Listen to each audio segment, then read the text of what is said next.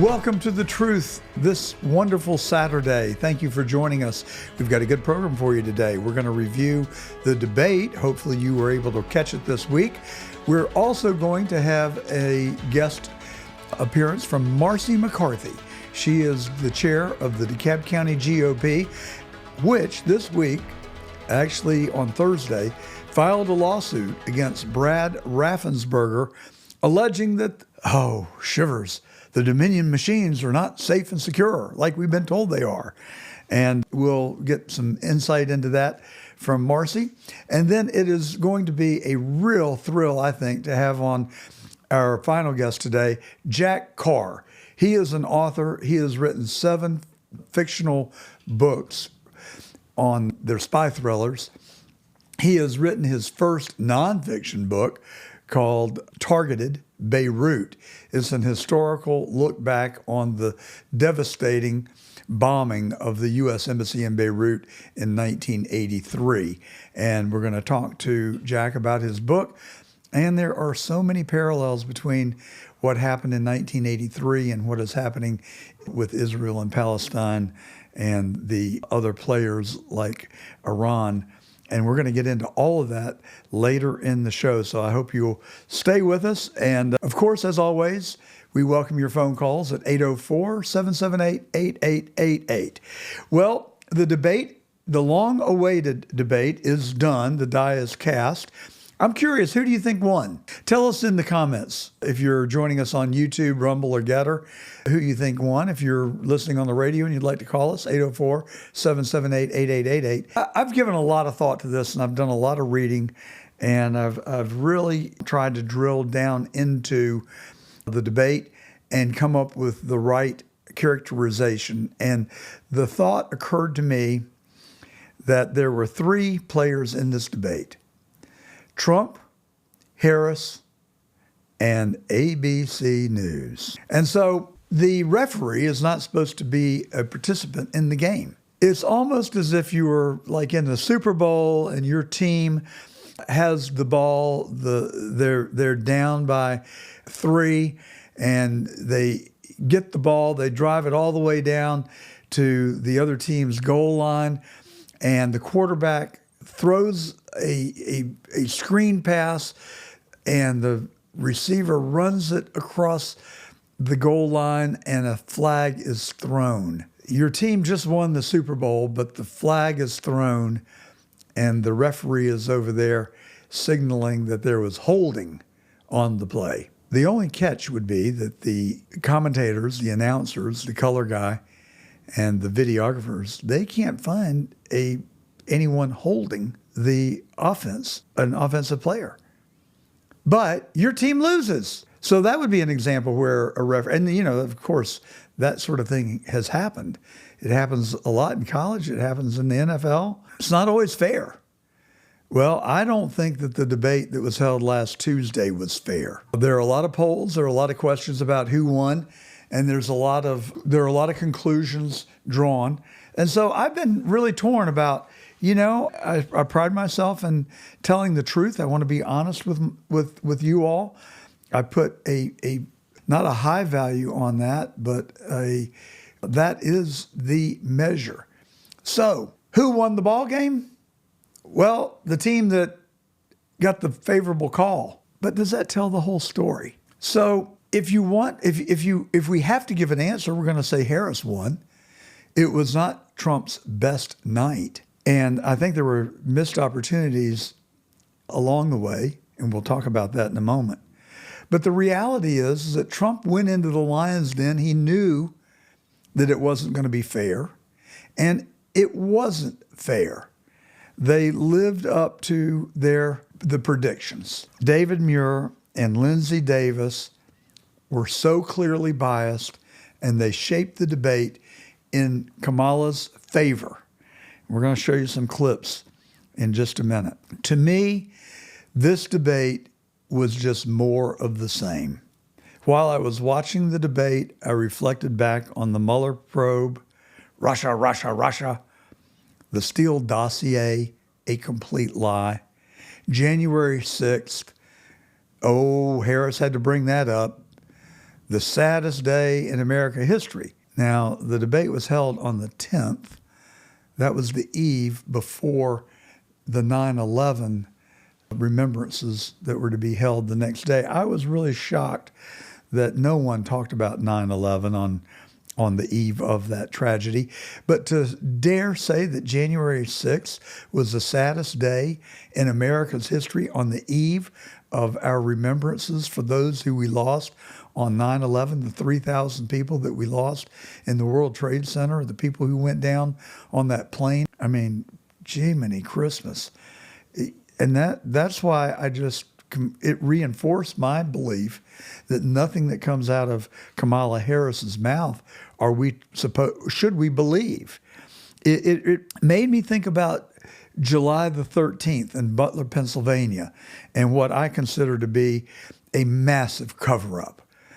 And the 4 trials that they put Trump through, and the dual justice system, and the weaponization of our judiciary, breaking into his house with a warrant for presidential documents that he was arguably entitled to. The Jean Carroll lawsuit, where she alleges that she was raped in Bergdorf Goodman in a dressing room 30 years ago, and the 2020 stolen election, which David Muir had to bring up in his questioning of President Trump, where he asserted that Trump had falsely claimed that he won the election. I mean, it just goes on. And I just think this debate was a natural progression. It was a natural evolution in the way that they've treated President Trump. And the lesson they continue not to learn, the Democrats, the radical leftist Democrats, the lesson that they failed to learn at every turn. You remember when they drug Trump to the Fulton County Jail to check him in, and they took his mugshot? It was on all the front page newspapers the next day and the evening news that night. It created a groundswell of support for President Trump because people knew that it was a sham. They empathized with Trump being mistreated. Well, if you look closely at the polls that have come out after the debate, you're seeing that phenomenon recur. So Trump stood there. He took the blows. He took the unfairness. Yeah, he looked like he was frustrated, and I don't blame him. I was frustrated. Most objective commentators are frustrated because instead of being fair and impartial, the moderators allowed their bias to come through and come through blatantly. Now, Trump was fact-checked 5 times. You know how many times Harris was fact-checked? Zip, zilch, 0. Now, if you don't believe me, just watch this montage of clips. She copied Biden's plan, and it's like 4 sentences, like run, spot, run. 4 sentences that are just, we'll try and lower taxes. She doesn't have a plan. Take a look at her plan. She doesn't have a plan. Mr. President, I do want to drill down on something you both brought up. The Vice President brought up your tariffs. You responded, and let's drill down on this because your plan is what she calls is essentially a national sales tax. Your proposal calls for tariffs, as you pointed out here, on foreign imports across the board. You recently said that you might double your plan, imposing tariffs up to 20% on goods coming into this country. As you know, many economists say that with tariffs at that level, costs are then passed on to the consumer. Vice President Harris has argued it'll mean higher prices on gas, food, clothing, medication, arguing it costs the typical family nearly $4,000 a year. Do you believe Americans can afford higher prices because of tariffs? They're not going to have Here. I actually met with Zelensky a few days before Russia invaded, tried through force to change territorial boundaries, to defy one of the most important international rules and norms, which is the importance of sovereignty and territorial integrity. And I met with President Zelensky. I shared with him American intelligence about how he could defend himself. Days later, I went to NATO's eastern flank, to Poland and Romania. And through the work that I and others did, we brought 50 countries together to support Ukraine in its righteous defense. And because of our support, because of the air defense, the ammunition, the artillery, the javelins, the Abrams tanks that we have provided, Ukraine stands as an independent and free country. If Donald Trump were president, Putin would be sitting in Kyiv right now. And understand what that would mean, because Putin's agenda is not just about Ukraine. So you see, not only did they fact check Trump, but they really assumed the position of an advocate for Harris. I mean, look at this little exchange about the tariffs. Here's a prime example of where they didn't just fact check Trump, they started arguing with him and maintaining Harris's position. And I don't know, did you notice that while David Muir was making the case for Harris, that she's seen on camera going, and for those of you on the radio, I'm nodding my head up and down. She's nodding in agreement with what David Muir is saying, as if, yeah, that's right, you got it, you heard me. That's what I've been telling you. It was just nothing less than a sham. And so who won the debate and who lost the debate? You can draw your own conclusions, but I'll tell you, one participant that everybody says lost was ABC, David Muir and Lindsay Davis, and they need to be punished. We need to hit them in the gut and hit them hard and hit them where it hurts the most, and that would be in the pocketbook. So I have watched ABC News because my wife likes David Muir. Okay, I'm sorry. Yeah, he's a good-looking guy, empty suit, and a biased journalist. So guess what? We're not watching him anymore. And I encourage all of our listeners to do the same. Don't reward them with your viewership. You can turn to Fox. I'm going to go watch Bret Baier now. Here is the solemn truth. I watch David Muir mainly to get the other side. I also watch CNN, and I cringe while I'm watching them.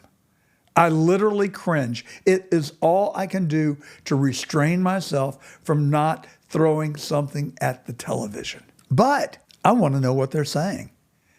And I also want to know, have I sort of got it wrong? Have I made a wrong conclusion? I watch them out of legitimate intellectual curiosity and my desire to get it right. That's why I read the New York Times and the Wall Street Journal, and then go to my go-to, which is Epoch Times and the New York Post. So that's how and why.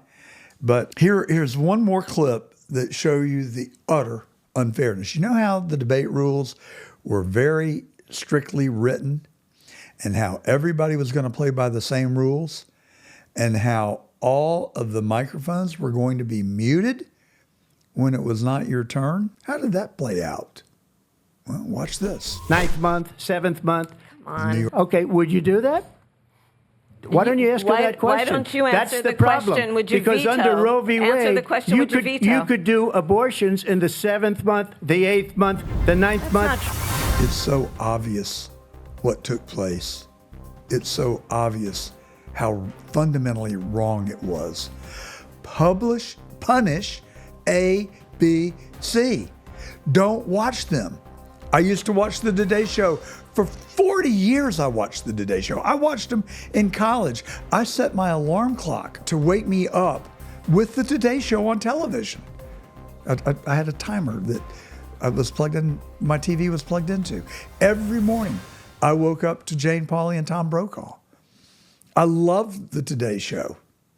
Not anymore. And CBS, I turned to, and I happened to like Gayle King. But then they went off the rails. They went far left. They went with the narratives. So I quit watching them. So I'm glad you're watching The Truth. I truly do take my I don't take myself seriously. I take the responsibility to deliver you the truth very seriously. And I strive to do that. And that's why I sit there and watch David Muir and watch CNN and read the New York Times. I would prefer to be in grammar school with somebody running their fingernails down the blackboard, but I do it because I want to be properly informed. Speaking of which, this week, Dick Cheney, that prince of a guy, endorsed Kamala Harris. He did it out of hate for Donald Trump. So he says. Liz Cheney, he's joining his daughter, who endorsed Kamala Harris, who also served on the January 6th commission. I think it is giving it more dignity than it's worth to call it a commission. How about we call it the January 6th farce? Because that's what it was. They hired a Hollywood movie producer to stage it. They cherry-picked the videos that they showed. It wasn't until the new Speaker of the House started releasing videos that the real truth came out. I still want to know who is Ray Epps. I still want to know who was he working for on January the 6th, 2021. Why has Jim Jordan, why has Jim Comey not subpoenaed him but to come before the United States Congress and bring his bank records with him, all of his financial records, including his credit card statements and his expenditures, and find out who was paying him on January the 6th. Christopher Wray says he was not working for the FBI, but was he working for a contractor of the FBI? These guys are so cagey.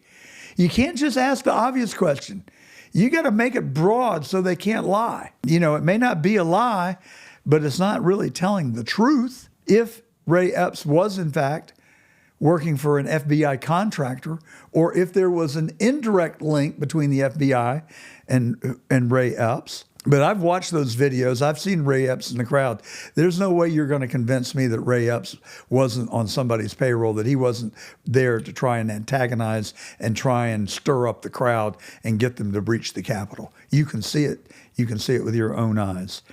And, you know, January 6th was a tragedy, but for all the reasons that the Democrats have not told you. It's a tragedy because we lost the life of Ashley Babbitt, a mother, of a wife, a former military enrollee, and they killed Ashley Babbitt in cold blood. She was unarmed. She was a threat to no one. And they just gloss over it. And they gave that sorry-ass cop that shot her some kind of an award and a promotion. You know what they were doing? They were buying his silence. They were telling him, we're going to get you off the hook. I don't know. Was he ordered? Was he instructed to do that? It's one of the saddest things I've ever watched. And then there was a lady in the tunnel that was trampled on and severely beaten by the police. Severely beaten by the cops. Beaten to death. Those are the tragedies of January the 6th. Not a single police officer died on January the 6th. They were only Trump loyalists that died. Get it straight, folks, but they won't. So Dick Cheney, Liz Cheney, Taylor Swift, they've all endorsed Kamala Harris. To me, Dick Cheney is about as insignificant as his daughter is, who was censured by the Wyoming Republican Party, and she was drummed out of office by Harriet Hageman, who won in a landslide. And their hubris is such that they think that their endorsement means anything to anybody. I would say, in fact, wherever they've landed, run in the opposite direction. And I'm not alone in that assessment. I have no respect for Dick Cheney. But it's not about Donald Trump, really. It is, but it isn't. They don't really dislike him like they claim to. They dislike what he's going to do to them. They are part of permanent Washington. They are part of the establishment, the swamp, and they don't want the rules changed. They want to continue to feed at the trough. That's what this is about. That's why they're trying to stop Trump. It's not because he was born in Queens and he's abrupt and impolite. I wish he weren't, but you know, you got to take the good with the bad with the good sometimes. I don't know a relationship where there's not some bad that you've got to take with the good. If you've got one, good for you. I mean, I've got people who I love and worship and adore, but it's not always rainbows and butterflies. So I make that case with Trump. Is he perfect? No, but I can overlook, I can accept the things about him that I don't like. But nowhere does it say that we should be electing people based on their personality, even though that's what we do, because that's the simple way to decide. The intellectual way to decide is to look at the facts, look at the evidence, look at the record. That's what Bobby Kennedy has done. That's what Elon Musk has done. That's what Tulsi Gabbard has done. And that's what I do. That is what I do. I have defended Bill Clinton, not because I think he's necessarily a good person. I don't think he's a good person, actually. They don't call her Hillary for nothing. I mean, 60 people that are suspect that had close connections with the Clintons who have died mysteriously or through some kind of violent means. It's enough to make you wonder. And then I watched an intriguing video this week by a pilot for Pablo Escobar. And he said, yeah, we flew into Arkansas, and every time we flew into Arkansas, I dropped off $5,000, and I'm pretty sure it ended up in Clinton's pocket. And we knew that we would not be arrested and that they wouldn't touch us. And we were flying cocaine in by the plane loads. We come to you on Rumble, Getter, and YouTube every week, and our audience is growing there. We like you to watch us because we live stream there. And we like you to watch us because you could interact with us. And on Getter, we usually have north of 5,000 people. Rumble, that audience is growing. We've got a few hundred. And we also come to you on the CD Media Network on their 13 digital platforms around the globe. They really care about the truth. They're censored and they're throttled by these high-tech organizations, but you can find them on Rumble and Getter, uncensored, the unvarnished truth. I'm pleased that they picked up our show and are live streaming it on their platforms. And of course, we come to you on the John Fredericks Radio Network in Memphis, Nashville, Atlanta, Richmond, Norfolk, Pittsburgh, Philadelphia, and the entire state of West Virginia. I hope I didn't leave anybody out. I don't think I did. Atlanta, did I say Atlanta? My hometown. And by the way, I want to make sure that our listeners get this. I'm going to say it at the end of our interview with Jack Carr. But Jack Carr, this guy is a brilliant guy. And he is coming to Atlanta a week from Sunday. And he will be at the Atlanta History Center from 3 to 5 in the afternoon. And he will be talking about his new book, Targeted Beirut. And it's about the attack on our U.S. Embassy in Beirut in 1983.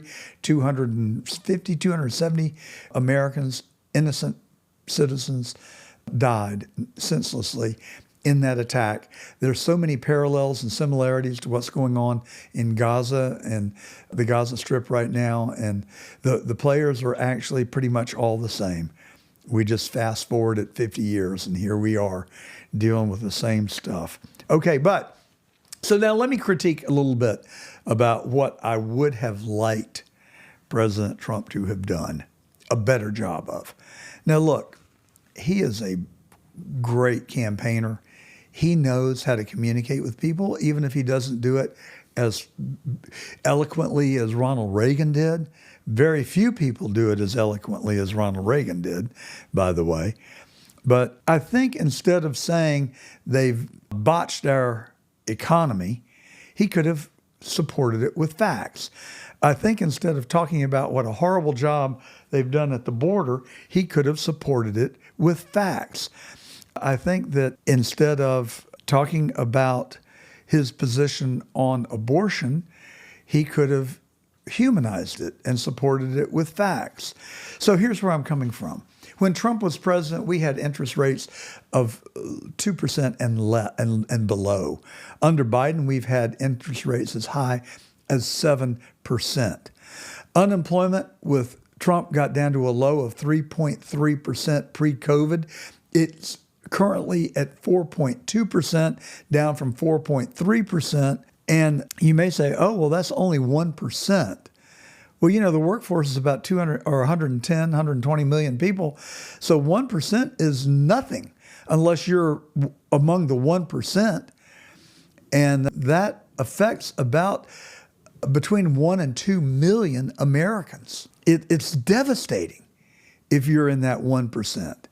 Even if you're not in that 1%, the Biden administration with Kamala Harris as the vice president, and she has bragged, oh boy, she's the last person in the room on every big decision. She's at the table, okay? So she can't say, she's told Trump, she said, well, you're not running against Biden now, you're running against me. Okay, you want to distance yourself from Biden? Well, you should, because together you all have made a total mess of our country in 3.5 years.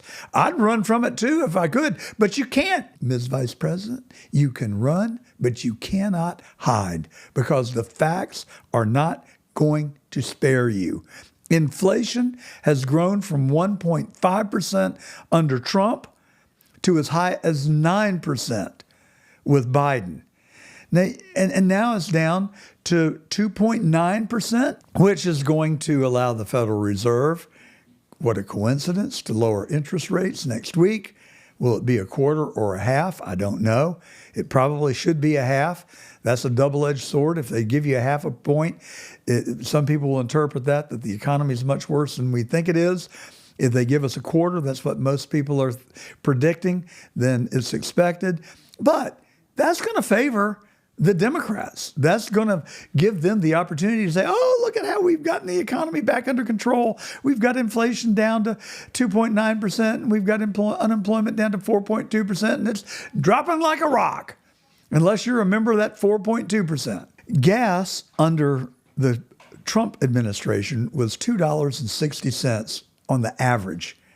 Why didn't he say that? Because right now, it's been as high as $4 and over $4, and now it's somewhere in the high threes, mid to high threes, depends on what part of the country you're in. If you're in California, it's still over $4. Milk was $3.80 under Trump. Bread was $2, and those prices are just off the chart. And if you're a family and you're working and you're trying to put bread on your table and milk for your children and gas in your car to get to and from work and to carpool your children back and forth from school, it's significant. It's a real problem. And on the border, Trump had the illegal influx into America slowed to a trickle comparatively, 300,000 illegals a year. They've allowed 10 million in 3.5 years. And Trump is right. They have allowed murderers and rapists and thugs to come into our country. And I keep asking myself, how could you? How could you? It's like if you owned the Mona Lisa and you splattered it with white paint.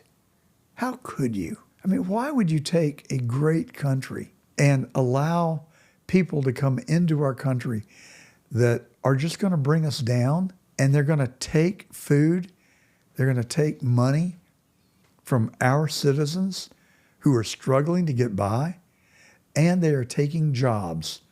Last week we gave you the statistics. As I recall, there's been a loss of 1 million jobs by American citizens, and there's been a gain of about 1,100,000 by non-U.S. citizens. Do the math. Illegal immigrants are taking the jobs of our citizens. Trump should say that. That's how you make the case that the border is in disarray. And why? Why would they do that? Well, Barack Obama says because he wants to change the fabric of America.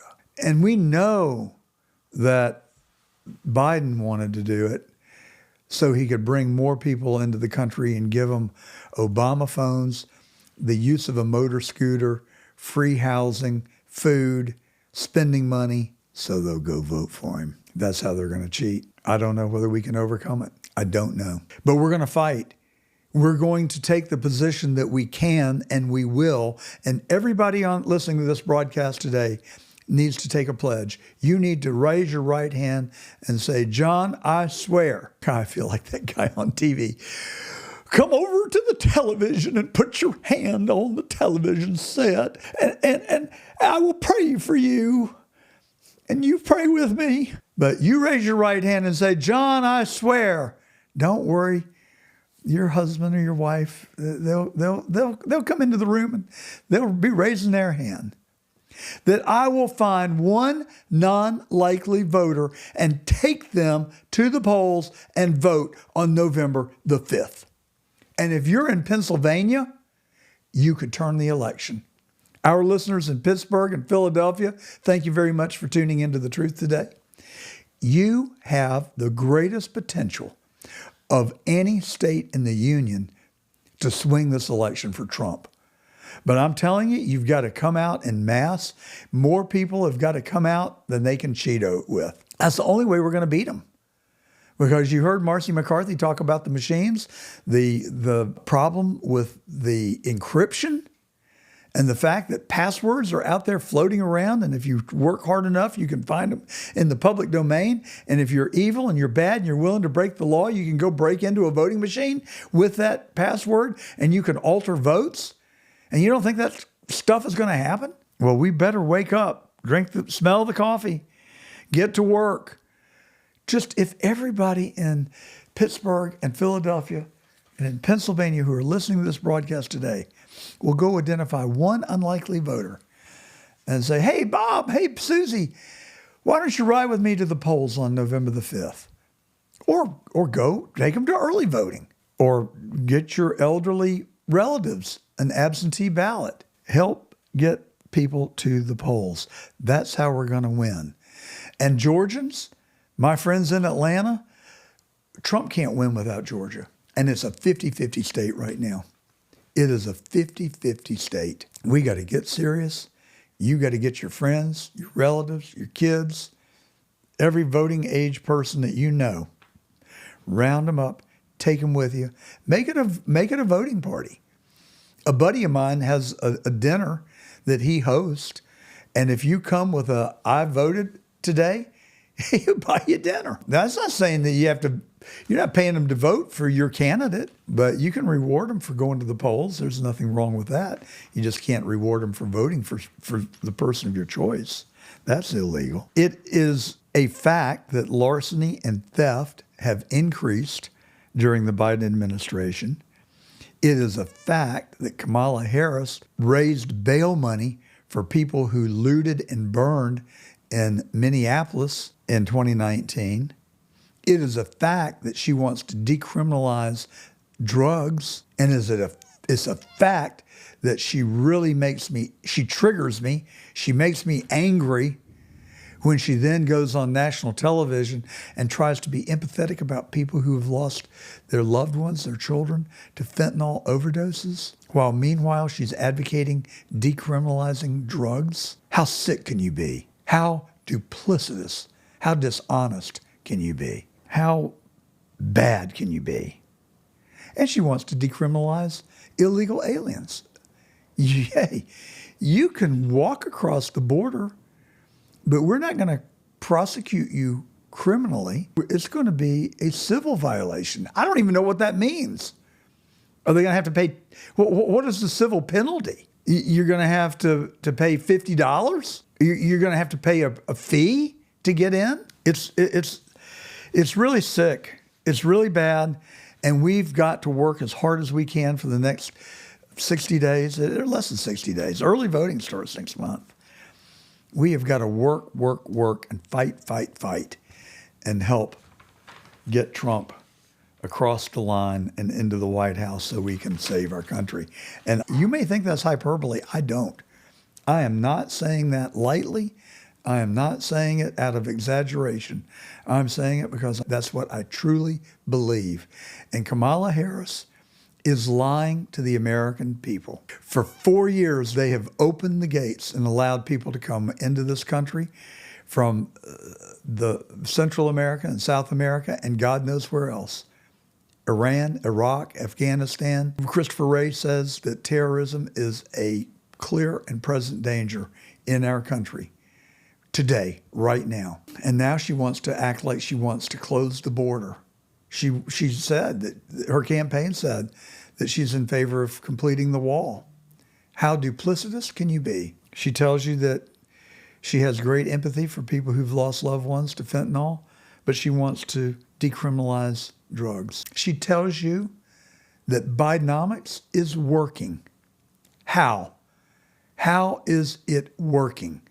$7 trillion of reckless government spending on the Inflation Reduction Act, which Biden himself said last week we should have named it what it really is. It was a Green New Deal Act. So she's flip-flopped on the border. She's lied to us about Bidenomics. She reiterated this narrative on Charlottesville, which has been blown so out of proportion. Probably wasn't a very smart thing for Trump to have said in the moment on reflection.